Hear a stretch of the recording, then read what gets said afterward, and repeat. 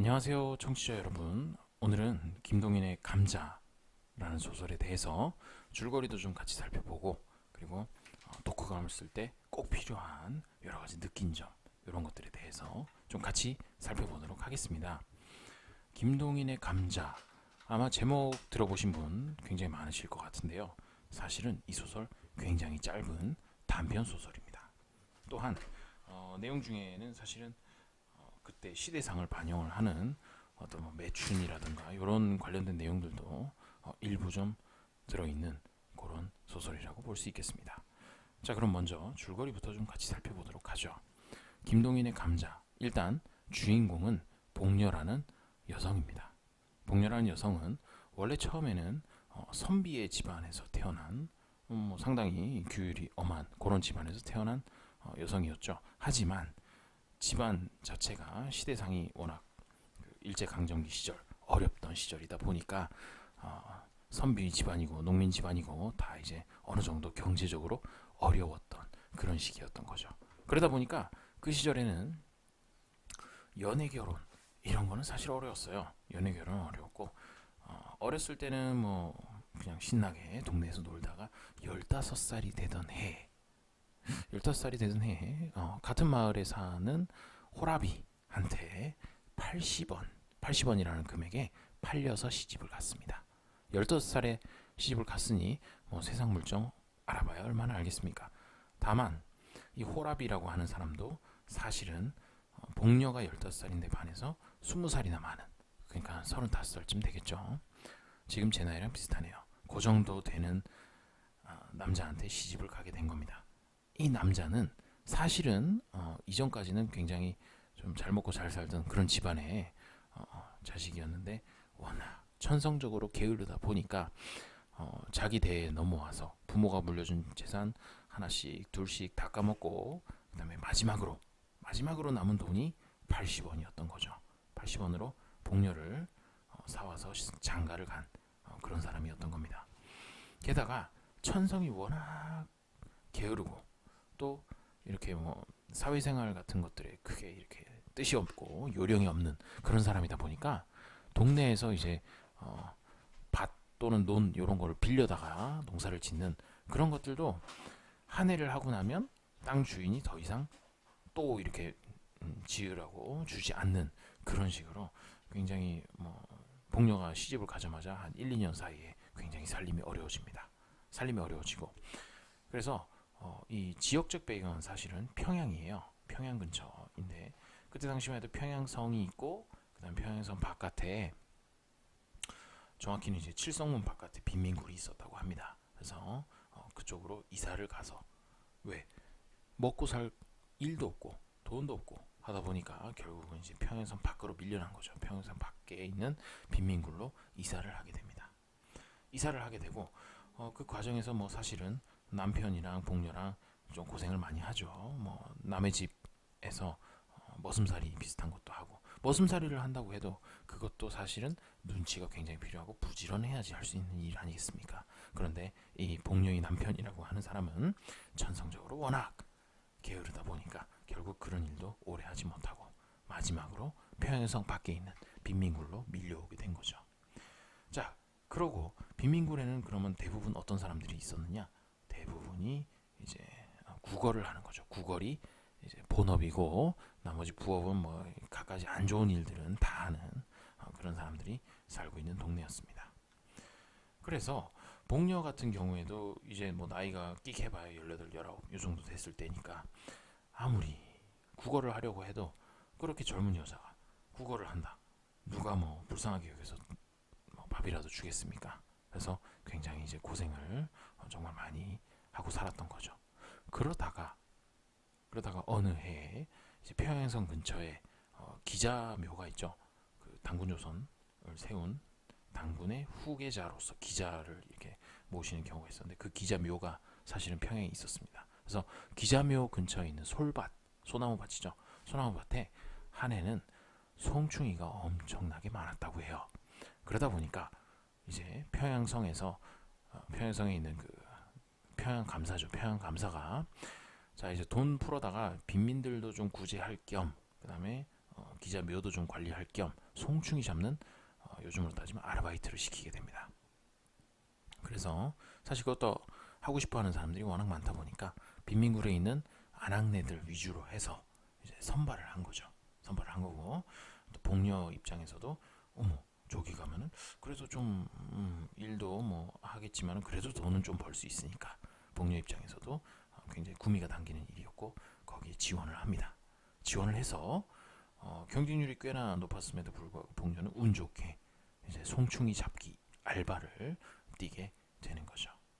그래서 첫날, 둘째 날 정말 열심히 복녀는 일을 합니다. 송충이 잡아서 약통에다 넣어서 죽이고 여러 통 이렇게 막 만들고 그런 것들을 했는데 가만히 보니까 저쪽 밑에서 일도 안 하고 돌아다니면서 계속 놀기만 하는 여자들이 보이는 거예요.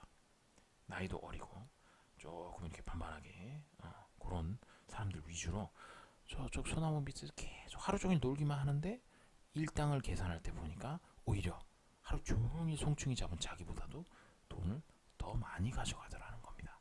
게다가 뭐 당연히 감독관이 있었겠죠. 감독관도 사실은 그 놀고 있는 그 아낙네들 사이에서 히히덕거리면서 그러고 시간을 때우고 있었던 거죠. 그래서 복녀는 생각합니다. 아니 저 사람들은 왜 일도 안 하고 저렇게 놀기만 하는데 자기보다 일당을 더 많이 가져갈까? 그때까지만 하더라도 복녀는 사실 선비 집안의 딸, 뭐 비록 돈이 정말 너무너무 없고 찢어지게 가난해서 시집 온 이후로 못 먹고 힘들게 그렇게 살고 있긴 하지만 그때까지만 하더라도 사실 도덕관념, 윤리관념 이런 것들이 남아 있었던 거죠. 그러다가 알바를 한 지 3일째 되던 날 복녀의 인생을 바꿀 만한 사건이 생깁니다. 감독관이 점심시간이 지나고 나서 복녀를 부른 거죠. 복녀를 불러서 복녀도 뭐 일한지 열심히 일을 하고 있는데 저기 뒤에 잠깐 가보지 않겠냐 라고 이렇게 어떻게 보면 유혹을 합니다. 유혹을 하는데 복녀 입장에서는 사실 그때까지는 그런 생각을 해본 적이 없었던 것 같아요. 없었는데 이 감독관이 하는 이야기를 듣고 불현듯 그 나무 밑에서 놀고 있던 아낙네들이 떠오릅니다. 아낙네들이 떠오르면서 이게 바로 그 일을 안 하고도 돈을 벌 수 있는 그 일인가 라고 이렇게 고민을 하게 되는 거죠. 그리고 그날 드디어 복녀의 인생이 바뀝니다. 그때부터 도덕관, 인생관 이런 것들이 변하게 되고 빈민가에도 정말 뭐 이전에도 있었겠지만 이제 복녀가 이제 살펴보기 시작하니까 정말 그런 웃음을 팔고 뭐 이런 일들이 정말 많았던 거죠. 그래서 그때부터 본격적으로 복녀는 정말 새롭다고 하기엔 좀 이상하지만 뭐 어쨌든 인생의 방향이 완전히 바뀌게 되는 거죠. 그 뒤부터는 복녀의 얼굴에 조금씩 분도 바르게 되고 지금으로 따지면 이제 화장품이 되겠죠. 화장품도 좀 바르고 그런 일이 시작이 됩니다.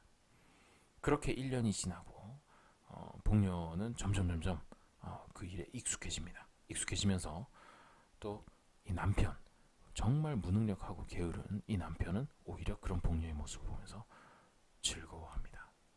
아이고 우리 마누라가 오늘 돈을 많이 벌어왔네 이런 이야기를 하면서 그걸 말리기는커녕 오히려 조장하고 그런 일이 계속되었던 거죠.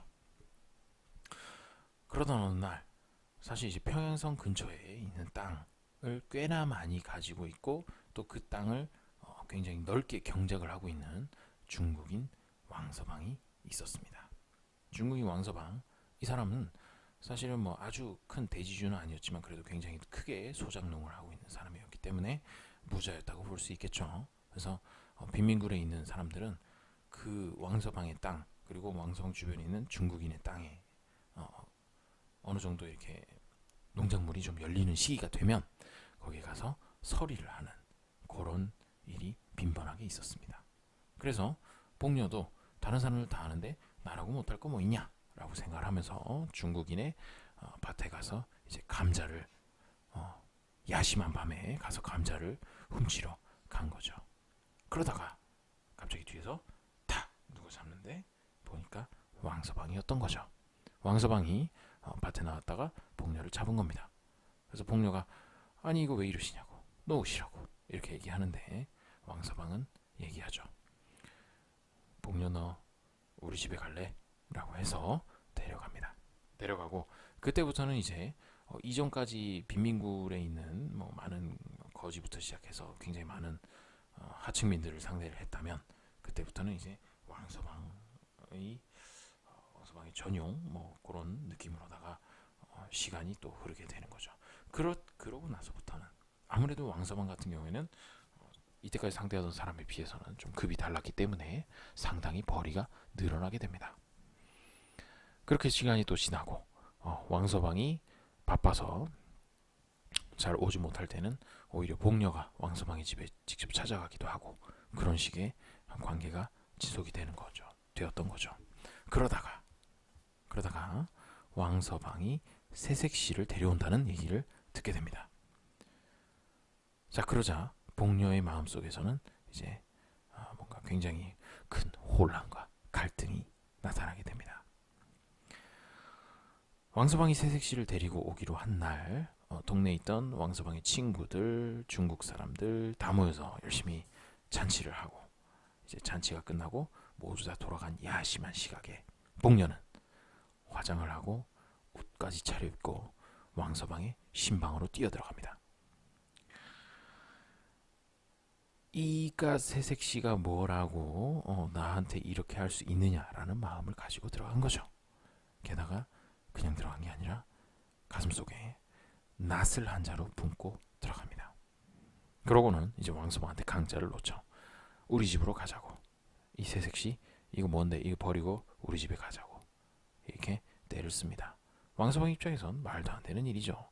그래서 당연히 거절을 하는데 그러자 점점 복녀는 더 강하게 조르기 시작합니다. 그러다가 왕서방이 이거 왜 이러냐고 어서 꺼지라고 이렇게 얘기를 하는데 그때 복녀는 낫을 꺼내듭니다. 낫을 꺼내들고 왕서방을 죽이려고 휘두르지만 사실 그 시도는 오히려 복녀의 죽음으로 끝이 나게 되는 거죠. 왕서방이 복녀의 손에서 낫을 빼앗아 결국 복녀가 죽게 됩니다. 자, 그래서 아무리 뭐 1925년 그 시절이라고 하더라도 사람이 죽었을 경우에 그냥 아무 일도 없었다는 듯이 그냥 묻어버리고 끝나는 그런 시절은 아니죠. 그래서 사흘 동안 왕서방의 집에서 복녀의 시체는 옮겨지지 못합니다. 그러다가 계속해서 왕서방은 복녀의 남편과 쑥덕쑥덕 그리고 또 사체 검안서를 쓰는 한방의사 이런 사람들 한의사죠. 한의사를 계속 만나다가 결국 3일째 되는 날 복녀의 시체를 복녀의 남편 집으로 옮깁니다. 그리고 세 사람의 남자가 둘러 앉아서 이야기를 하죠. 한 명은 왕서방, 한 명은 복녀의 남편, 그리고 한 명은 사체 검안하는 한의사였습니다. 그래서 왕서방은 돈주머니를 꺼내서 10원짜리 지폐 석장을 복녀의 남편에게 주었고 한방이의 손에 10원짜리 2장이 가는 것으로 이 작품은 끝납니다. 사실 그 과정 자 여기까지가 줄거리입니다. 여기까지가 줄거리고 소설이 그렇게 긴 소설은 아닙니다. 긴 소설은 아니고 앞부분에 복녀의 성장 과정, 그 다음에 복녀가 시집 와서 얼마나 고생을 했는지, 그리고 비교적 자세하게 나오는 부분은 복녀의 인생관이 전환되는 부분, 그 송충이를 잡는 그 부분이죠. 그리고 그 이후에 복녀의 생활, 그 다음에 왕서방과의 관계, 뭐 이런 식으로 해서 내용이 이어지게 됩니다. 참 이 소설은 사실 그때의 시대상을 반영한다고 볼 수 있을 것 같습니다. 게다가 세상 물정 모르는 아주 어린 처녀가 팔려오다시피 80원이었죠. 80원에 팔려오다시피 와서 마지막에 죽을 때까지 거의 여기 정확한 나이는 나오지 않습니다만은 어느 정도 내용으로 미루어 짐작해 본 건데 적어도 시집 오고 나서 한 6년에서 7년 정도 지난 후에 결국 죽게 되는 그런 스토리죠. 복녀의 남편은 사실은 80원을 주고 복녀를 사왔다고 해도 과언이 아닙니다. 그리고 마지막에는 복녀가 죽을 때까지 복녀가 웃음을 파는 일을 하는 동안에도 어떤 가장으로서의 그런 모습은 전혀 보이지를 못하고 결국 복녀가 그렇게 해서 돈을 벌어오는 것도 희희낙낙 돈을 많이 벌어오면 좋다 이렇게만 생각하고 마지막에 가는 그 상황에서도 결국 10원짜리 3장 30원에 모든 입을 닫고 사실 복녀가 죽었다고 슬퍼하는 장면조차도 나오지 않는 그런 무능력에 극치한 그런 모습을 보여주고 있다고 할 수 있겠죠. 사실 이 소설을 읽다 보면은 좀 마지막 부분에 가게 되면 복녀에게 감정이입이 되면서 좀 어느 정도 좀 슬픈 그런 결말이라고 생각할 수도 있을 것 같습니다. 자, 김동인 소설 중에서 사실은 거의 가장 짧은 편에 속하고요. 그 다음에 이 소설이 발표된 조선문단이라고 하는 것은 사실 그때 당시 이제 문인들이 작품을 써서 그 문인들이 편집까지 하는 그런 월간지라고 이렇게 볼 수 있었습니다. 그래서 그런 작품에 실려 있는 작품으로서 상당히 처음부터 끝까지 읽는데 가볍게 읽을 수 있는 그런 소설이라고 볼 수 있겠습니다. 자, 여기까지가 김동인의 감자고요. 다음 시간에도 계속해서 한국 근대 소설로 찾아뵙도록 하겠습니다. 감사합니다.